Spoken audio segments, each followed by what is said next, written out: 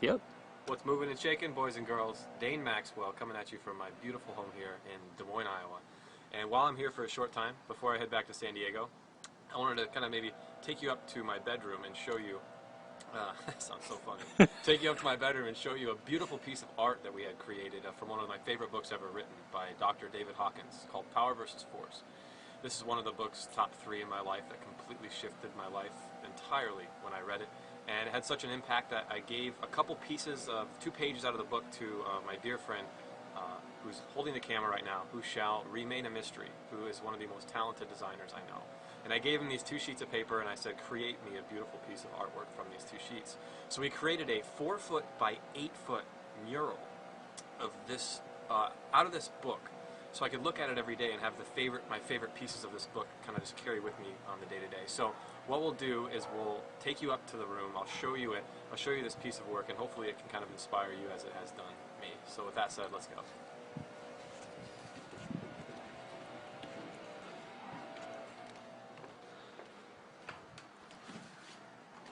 It'd be fun if we had MTV Cribs where we're like... It's really important for me to have space in my home. Having ample space in the home gives me a place to create. So you'll notice the stairway's a little wider. There's just lots of room here. It allows my heart to feel open and free so that I can create. And so with that said, here we are up in the room. And you'll notice it's messy. And I'm not even going to try and pretend to make everything look perfect for you guys. I just want to show you this piece of art. Here you see we have this nook with some of the most comfortable chairs on the planet. Come on over, Mr. Man.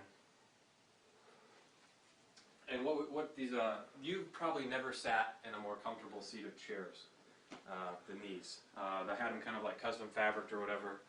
And I said, you know what, I'm not going to spare any expense on this beautiful corner of the room. So, with that said, come on over and take a look at really closely what this is. So, to give you some perspective, it's 4 feet, right? By 8 feet long. And we'll start with the quote over here by David Hawkins: "To live with care and kindness is all that is necessary. The rest reveals itself in due time."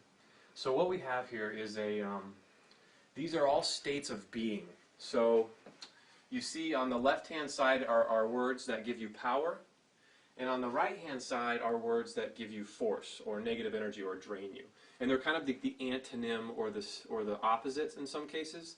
So, for example,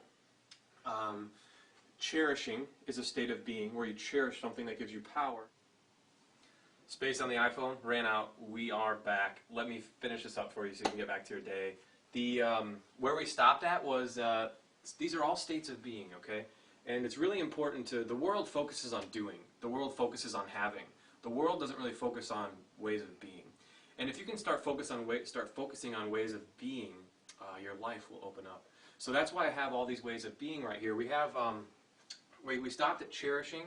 That's a way of cherishing something's a state of being. It just gives you joy. Versus prizing here on the right-hand side, these are all negative. This just completely drains you.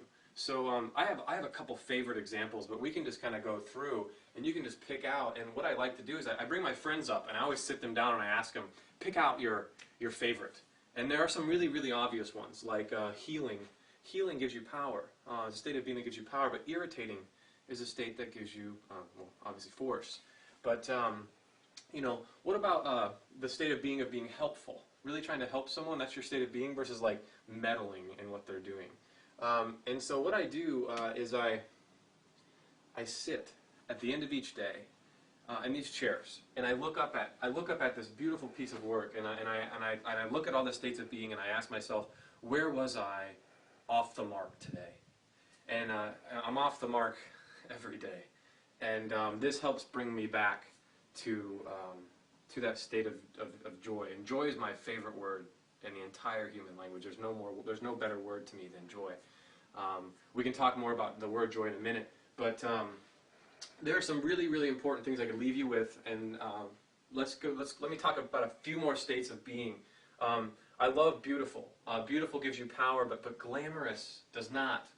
Being glamorous does not. If you think about the people in Hollywood, they are typically really trying to be glamorous, and you know that's not a good, healthy energy field to be in, because you can feel the desperation in being glamorous. You can feel the lack of energy in trying to be glamorous.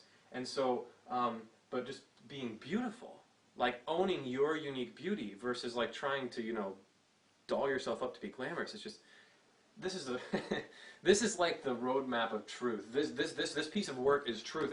And I said it took us 6 months to do, because well, how many iterations? This piece, you're like looking at the finished work of 6 months. So imagine 6 months of doing this.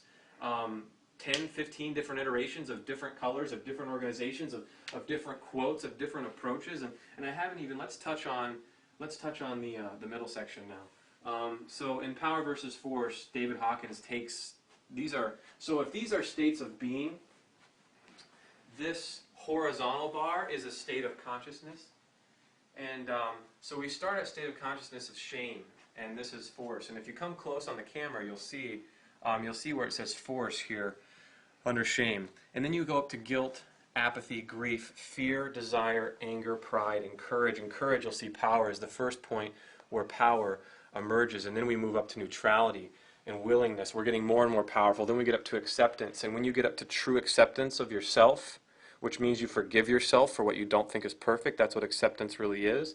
This is where true happiness starts to emerge, at the level of acceptance. And then you get up to reason, which is the level of the Nobel Peace Prize winners like Albert Einstein and things like that. Then you move to the level of love. Interestingly, Albert Einstein was 1 point below love. He didn't ever come into love. He stayed in the level of reason. Nobel Peace Prize winners are here. A lot of American presidents are here. Then you have the level of love. 4 out of 100 people reach this state. Only 4 out of 100 people reach the state of love. And this is not the infatuated, attached to someone else's desire that ends up becoming very frustrated with anger, because it's really never based on true love, because true love is unattached. True love does not attack. True love is, and I'm not talking about romantic love, I'm talking about love for yourself, love for the world, love as a way of being, and a state of consciousness. Then we have joy. And joy is where the magic happens, and 4 out of 1,000 people reach this level of joy. 4 out of 1,000 people reach this level of joy. And it's interesting, love is here at 4 out of 100, but then as you just jump to joy, it goes from 4 out of 100 to 4 out of 1,000 people. And that is remarkable to me. At the level of joy, love starts to become experienced as unconditional. And that's when you can really start to feel like the whole world is just illuminated by the exquisite beauty of perfection. Then we have peace. 1 in 10 million people reach the level of peace. 1 in 10 million people reach this level. But once you reach this level, your life becomes legendary. Gandhi is an example that reached peace. Gandhi and the Declaration of Independence both calibrate at the level of peace, and they both stood for the same thing, which is we're all created equal. And so then you have enlightenment, which is like basically unobtainable. That's not true. You can attain it, but the great avatars like Jesus Christ and Buddha and Lord Krishna all calibrated at this level, and they uplift everyone down here. So let's wrap this up. Can you be in any state at any time? Yes, you can. You can actually move and jump up to states at any time. In fact, I can come into acceptance right away by forgiving myself for what I don't think is perfect, and just completely accepting what is without any resistance at all. For example, I want to actually talk about politicians real quick. We'll end with politicians. Being a politician would not be a fun job. And politicians live in this realm. Fear, desire, anger, and pride. Okay? Politicians first are fearful that they won't get what they want. They won't get their bill passed. So they move into desire, and they really try to get this bill passed. Then if their bill doesn't get passed, they get angry. And you notice anger has more power than desire, because anger is really nothing more than frustrating a desire. So if you frustrate a desire enough, you'll become angry. So their bill doesn't get passed, so they get angry. But then their bill gets passed, and they get prideful, and they're kind of walking around with like, yeah, I'm the shit, like I'm so cool. But then all of a sudden, they're back in fear again because they want to pass another bill. So you see, politicians live in this realm their entire life. Why would you ever want to be here? Statesmen and noble, I can't remember the other people, like they're not in this realm. But anyway, like just a specific example, most of the world lives right around here. And it's a very scary place. And when I said this book shifted my life, it's because I really lived in pride. and then I realized that probably doesn't serve me at all. So let me give you one tip, and then we'll end with a few things. If you want courage, if you want to start moving into power right now, have the courage to tell yourself 100% truth of where you're at. If you're in a relationship that doesn't serve you, if you're in a job that doesn't serve you, if you have friends that don't serve you, if you're doing things you don't enjoy and they don't serve you and you're not being true to yourself, you don't have courage. The way that you move instantly into courage, and you can do this in an instant, is by telling yourself the truth. If you tell yourself the truth, you'll have courage. So let's end with that. I want to leave you with one last thing. This piece of work, I've started to show it around to a lot of people, and people have been asking for it. They've been asking if they can purchase this. This particular printed thing, I think it cost me like a little less than $1,000 to have printed and framed, and that doesn't even include the cost for my designer. But I'm sure that if you wanted to create a smaller piece, it might not be so expensive. So with that said, I want to introduce the guy who... Yeah, what? Yep. The guy who designed it. Just say hi. Hello. So that's Drew, and he's the talented guy who made this.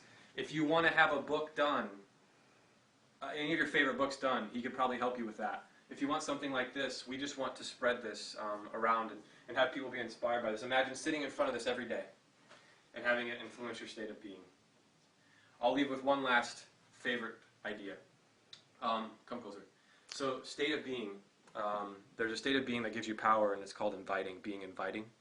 And then there's that corresponding state that does not, which is being urging.